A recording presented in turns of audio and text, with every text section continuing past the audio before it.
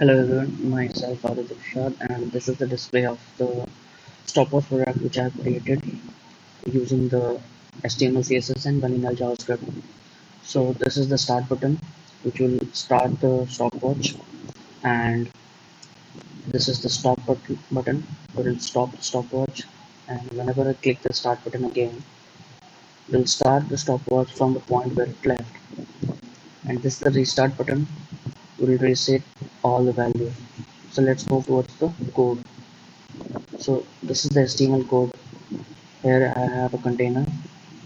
In that container I have two divs. The first one is the timer div and the second one is controller div. The timer div contains the text element, and the controller div contains all the buttons. So this is the simple HTML. So let's move towards the CSS part. Here I have applied the display uh, background image to my body, and is all the positioning of the content. Applied the border box to all the element will help the sizing, and applying margins and paddings to the element. And in the container I have applied these all CSS. So for the sizing and the positioning, then the color, background and the appearances using the shadow.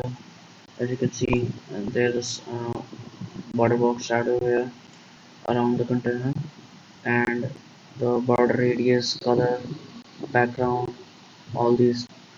So in the timer, only the font size and the padding. In the controller, I have also in the controller I have used the display flex to position the buttons.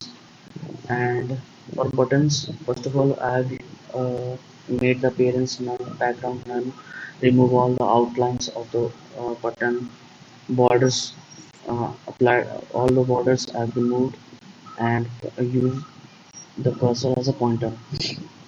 And then after removing all the unnecessary CSS from the buttons, then I have applied the desired CSS, which is the color, the font size, the background color, padding, margins, and border radius. Also then applied the transition as an animation. It will trigger the transition. So as you can see, sorry, as you can see, whenever I open the page live, it will trigger the transition. So coming back to this, I've applied the hover element, and let's move towards the CSS part. Sorry, let's move to the JavaScript. So in the JavaScript, first of all, I have collected all the variables first. So for the timer element, to catch the timer element, I have created a variable timer element. To catch the start button, stop button, and reset button, I've used the DOM selector, and created a second as a counter and an interval to create the intervals for the function. So then I'm creating the bunch of functions. First of all, the timer function. Whenever the timer function is called, the it will increase the counter, and according to the increased counter, I'm calculating all the values here: hour, minute, and seconds. As you can see, so hour is calculated by dividing 3600 from the counter, and whatever left after that, and that is divided by 60 to get the minute. And for second, we can just divide it by 60, and whatever the remainder left, it will give me the second value. So whenever the value is less than 10, i'm I'm adding 0 in front of the numbers.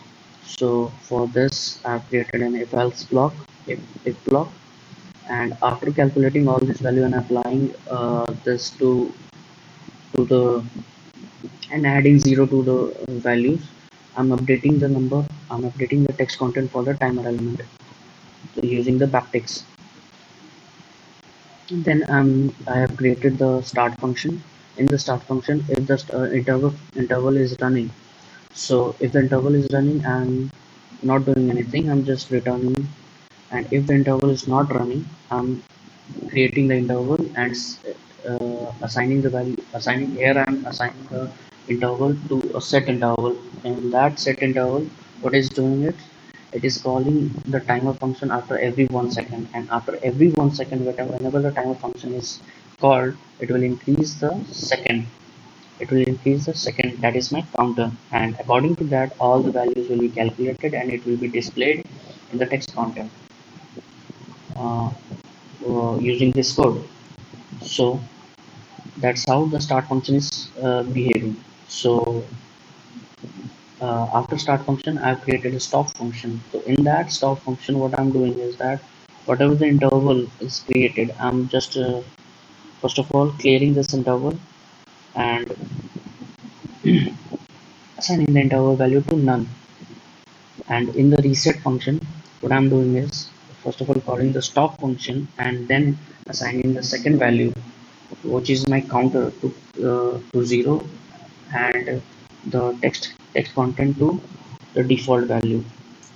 And here just I'm just even after doing all this work, I'm just calling the event listener function on start button, stop button, and reset button. For start button on click, I'm calling the start function. For stop button on click, I'm calling the stop function, and for reset button on click, I'm calling the reset button.